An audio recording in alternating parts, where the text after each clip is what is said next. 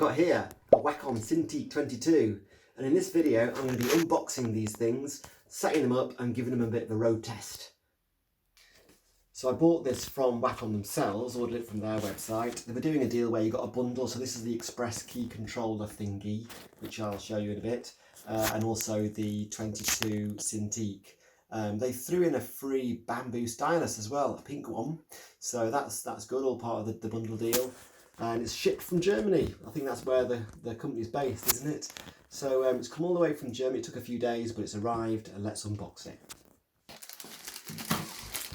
Well packaged. Sorry about the noise. It's like taking off a sticking plaster, isn't it? It's always hard to unbox things sort of patiently and carefully when you're super excited, as I am about this product. So I've been using Wacoms. I've been using Wacoms for several years now for work, for both work and for my own kind of hobbies. I actually find that I don't use a mouse at all. I use a Wacom tablet. I've been using Intuos as my default input device because actually I was just getting really bad RSI from using mice, especially the scrolly wheel. I was getting incredible shooting pain here, and I use a computer for my job every day, and I was becoming almost crippled there. I couldn't use a mouse. So I swapped to a pen, the Wacom pen, and that went away. So it saved my career, really. Okay, let's have a look inside. Okay, so this is the free bamboo stylus that they threw in. I mean, I don't think these are particularly expensive to buy on their own, but it's a nice little freebie for them to include. Thank you, Wacom.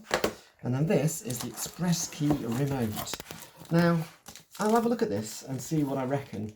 Heavy, actually, surprisingly heavy. I actually use a lot of keyboard shortcuts when I'm using a tablet. If I'm using Photoshop, for example, I know when I use habitually lots of the keyboard shortcuts with my left hand. Obviously got the pen in my right hand. So I've never used anything like this before, and I'm wondering, is this going to be useful? Is this actually going to improve my workflow? Or is it just going to be an extra device to worry about? I don't know, we'll see. Because as I say, I'm already using the shortcuts quite comfortably and happily. We shall see. Let's have a look inside anyway, shall we?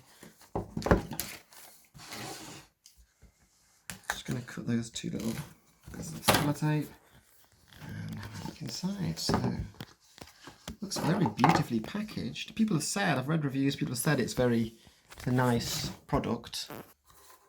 And it looks well presented, nice box. I mean, it's not about the presentation, is it? It's about whether it's useful. Oh, that's nice. It's sort of thinner than I expected, to be honest. It's quite a sort of a shallow remote. I guess it needs to be ergonomically designed because you're going to be holding it in your hand a lot. So there we have it, look. It's got, I don't know how many it is, it's a lot of buttons. It's like 20 or something. And you can configure all of these, I believe, to your favourite shortcut. So that, I can imagine this could be useful. Because if I think about it, I've got probably, I wouldn't think I use more than about 15 regular shortcuts, but we shall see. On the back, it's got that nice Wacom imprint. You see that? So it feels good in the hand. Yeah, maybe this will work well. Okay, I'm just going to put that back for a second. I'll have a look in this box. What else have we got? Have we got anything? Okay, so we've got a little USB dongle thing there. Tiny thing. So that's how it connects to your PC, Mac. What else have we got? We've got a mini USB connector cable there. I think that's for charging. And then what's this? A little manual in a very long plastic wallet. I've never seen a manual so long. Oh, that's funny. It's nice though. Being a man and everything, I probably won't use this unless I run into problems. I'll just, plug it in and click things until it seems to be working. But there you go, there's a useful little guide. Yeah, put them back in. So there we go, that's the remote, the express key remote. We shall give that a go. I'll just shove that back like that in a very carefree manner. And we'll come back to that in a bit. Okay, so they make two different sizes of this particular model. There's the 16-inch and the 22-inch. And I and ahed a lot about 16, 22. I didn't know, because you've got to have quite a bit of desk space to fit the 22. and I actually have enough space for that, but it's obviously more expensive. But in the end, I decided to go with the 22 because it comes with the adjustable stand, and I've read a lot about this. People saying it was really useful, and a lot of people who bought the 16 ended up then forking out extra to buy the stand that comes with the 22. So I thought, let's just get that from the beginning. And also, I just like the idea of it being a bigger display, so I'm going to be using it as a second monitor as well while I'm working. So there's more real estate there for me to use on that second monitor. I also like the idea of being able to have those broader gestures, those bigger gestures with a hand movement, and obviously the more space you've got on the tablet, the more expressive you can be. That's the thinking anyway. So let's have a look inside. Let's get this box open.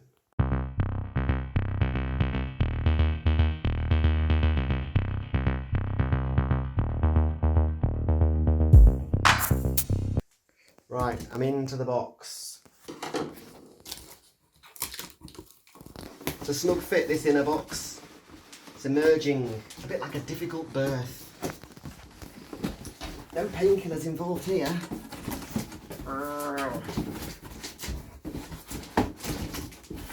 At least it's, you know, well packaged. It's had to come from Europe, so you don't want to be scrimping on the packaging with this sort of thing, do you? Let's have a look inside here.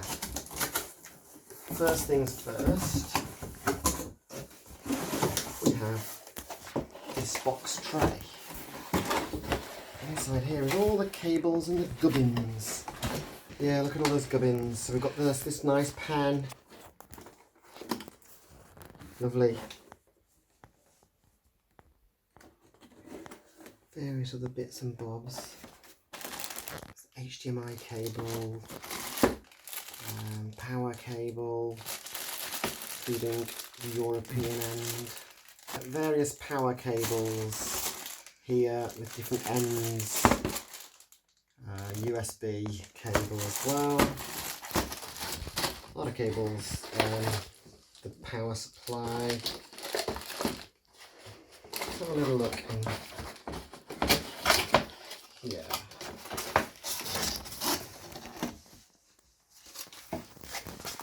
What is this? I think this is the thing that you put on the side to connect your... It's a pen holder effectively, isn't it?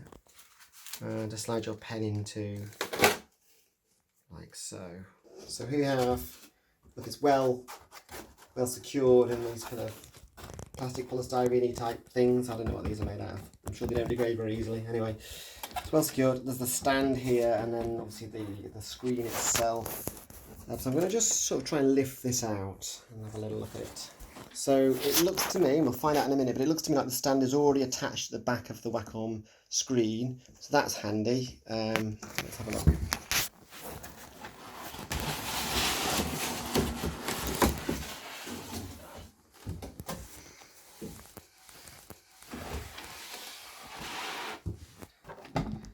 So here is the adjustable stand on the back. It looks really pretty firm. I like that. That's not going to slip at all. Okay, so I've removed this kind of black protective cover, and here it is. What a beautiful looking thing that is. Now I'm going to turn it around and show you how the stand works at the back. Here it is. Okay, and obviously it's adjustable, so you can hold this and you can move it up and then let go, and it sort of releases and clicks, and you know it's kind of locked in place. We have a power button up on the top here, which is easy to reach and to operate. I believe they have fans inside here, so this vent here is to allow the heat to escape. In this area here, we've got various connectors that are sort of hidden away. So this bit actually folds down. Oh, you slide it up and then down, that's it. Okay, and then you can see the HDMI, USB and power sockets there. So you can plug your cables in, basically click that back down, and it's all kind of nicely hidden away. Very nice. So I must admit, it's slightly larger than I was expecting, to be honest. Let's have a little measure of this just for those that are interested. It is almost exactly 35.5 centimetres from top to bottom. It's longer than this ruler, so I'm going to have to do some shenanigans here. It's up to 50 here. So I would say it's about 56.5 centimetres wide. I don't know what this cross section is going to be. Something in the region of, I would say about 66, possibly 66 centimetres diagonally. So yeah, it's pretty big, which is nice. But yeah, definitely make sure if you get one of these, you've got the space. It's actually bigger than my existing first primary monitor. So there we go. Let's get it connected up to the computer and take it for a spin. So I've got the Cintiq and I've basically connected it all up and plugged it in, switched it on using that power button in the top right corner. And this comes up immediately, the setup wizard. So it says set up your Cintiq 22 in just a few easy steps. Let's go. So I'm going to click start, right click with the pen. You can hover the pen over your Cintiq and press the bottom pen button to right click. OK. Customize your settings. You can access the Wacom Desktop Center through the Express menu. OK. To do various customizations, adjust displays and so on. OK. You can register your device, so I'll be doing that. You can do that via the Wacom Desktop Center apparently. I will do that later. Not now. You can change any of your settings in the Wacom Desktop Center. Complete. So that was a very simple setup. Here's a quick look at the Wacom Desktop Center, which is the app, the software that comes with it. And it's got lots of information here for you to look at. So you can see a list of devices. I've actually got a couple of devices currently registered here on my list. It also shows you if you've got the Express Key remote and you've got the dongle plugged in, it'll show you how much battery's left. So that's quite handy, 87%. Actually, I don't like the fact that you have to keep recharging it personally. And I think I'll probably stick with keyboard shortcuts over using that remote. But there it is. I'm sure for some people it's going to rock their world. I think if you just come into Photoshop just learning it perhaps for the first time, it's probably a good thing to pick that up and build that into your workflow. Anyway, there's various things here, including, this is important, you've got an updates link here so you can get updated software. There, you can also redeem software, so you will get some limited free software when you buy a Wacom tablet. And I personally have the Adobe Suite, so I don't need that, but it's useful, I think, for some people. There's a support link, and there's a link to the store if you want to buy more Wacom stuff. So that's the Wacom Desktop Center anyway. So I've been having a play with this Express Key remote, and I kind of like it, but I'm not sure whether I will use it habitually. I think I might continue using my shortcut keys, but essentially, to show you how this works, you get these three white buttons here, lit buttons at the top. If you press the middle button, it comes up on the screen. It shows you it's either auto, scroll or zoom for the first one. The second one is brush size altering, and the third is rotating. So at the moment we're on brush size. So then once you've got that, if you move either clockwise or anti-clockwise, you can make the brush size bigger. So watch this. Can you see that? So this replaces basically what was the two keys here, the square brackets, which I would normally use to make the brush bigger or smaller. So you can do that. In one sense, it's quite good because you can get it really big really quickly rather than having to press the keyboard shortcut many times. But I feel a bit like it's quite hard to get what you want. It jumps around quite quickly. So it's hard to get the precision, but I can see how that could be useful. Similarly, if I keep pressing it, now I'm on the rotate. This is quite good, so I can rotate the canvas, although again it seems a bit jerky. It might just be that my processor's not quite up to speed on this. I've got a lot of RAM in here, but fairly old i5 processor. So that sort of works quite well, but is a bit jumpy. I don't know. The third one is auto scroll. So this is just doing the zooming in and out basically. That's quite nice. But I don't know, as I say, it feels quite nice in the hand, and I presume you can just program the rest of your favourite shortcuts as well. But I kind of like the keyboard shortcuts that I currently use on the keyboard. I wouldn't want to get to a stage where I forgot those and I needed an Express Key remote in order to use Photoshop, do you know what I mean? So I don't know whether I'll use this or not. I may, yeah, I don't know. But that's kind of how it works anyway. So I'm just trying out the Wacom with the pen. Hopefully you can see that okay. I've drawn this, I don't know, I just thought I'll draw a frog. I don't know why, just had a blank bit of paper. I thought what do frogs look like? I'm not really sure. So I drew this. It's meant to be a frog drinking, you know, like out of a straw on the edge of a pond on a lily pad. I don't know. I don't even know if it looks like a frog really, but I guess it's not important. I'm just trying to have a little play with the brush mainly and the sort of few other things like the eraser tool, zooming in and out, rotating, and that kind of thing, panning about. So let's go. I've done a bit, as you can see already. I'll do a little bit more. Let's see. And I'm just using the keyboard shortcuts at the moment, rather than express key thing, because I like them, I'm used to them, and I don't know if I'll change.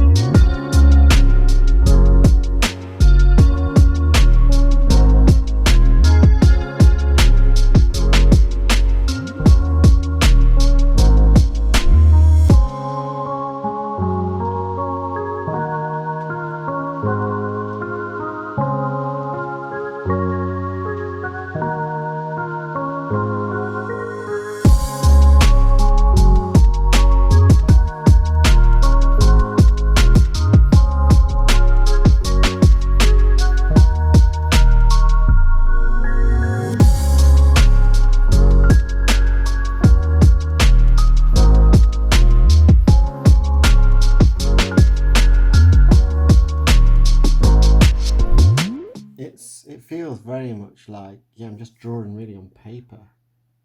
Really smooth, responsive. I'm noticing the difference in the sensitivity levels over what I was used to. As I said, that's the Wacom 1, which is great, really good, but only I think just over 4,000, whereas this has got 8,000, so just a slight upgrade, and it is noticeable. And I'll demonstrate that. So if you do really soft, you can get a really fine line there, and quite thick, thin. The ends of a line, I think, are where I notice the difference. See that? You go really sharp if I just flick that off like that. Nice. It's quite hard to get that, I found, on the Wacom 1. Can't comment on the Wacom 16 Cintiq, but I'm guessing it's similar to this one in that the pressure levels are the same. So I'll just undo all those because I'm ruining my own picture. Okay, you get the gist. On with the show.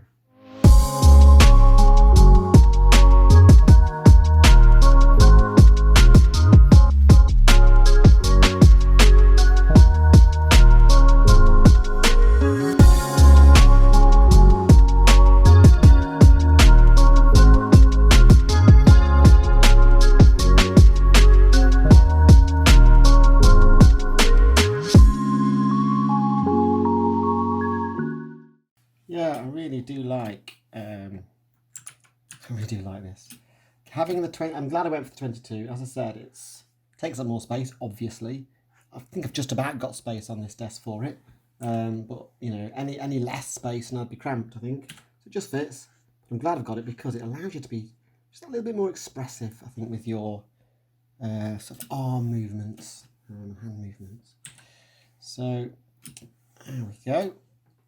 In order to add colour, I'm going to add another layer. I'm going to stick it underneath my line art layer. I'm going to just call it colour. That's original, isn't it? And I'm going to pick some sort of frog colour, which, hey, that one's nice. It's really nice when you start to colour underneath the line art. Just really brings it to life. And I just like the fact that you don't have to worry about getting rid of your line art if you're on the layer below. Obviously, I'm not going to do the whole thing here. I'm just having a play. Feels nice. Can you hear that? It's ever slight sort of scrapey, squeaky kind of sound and sensation, which is not necessarily a bad thing. I've heard some people mention that. Felt like they were scratching the screen at the beginning, But I mean, I suppose if you're used to it, then you're expecting that kind of thing.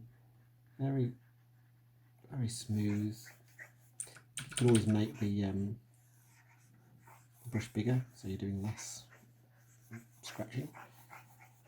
Look at that lovely frog.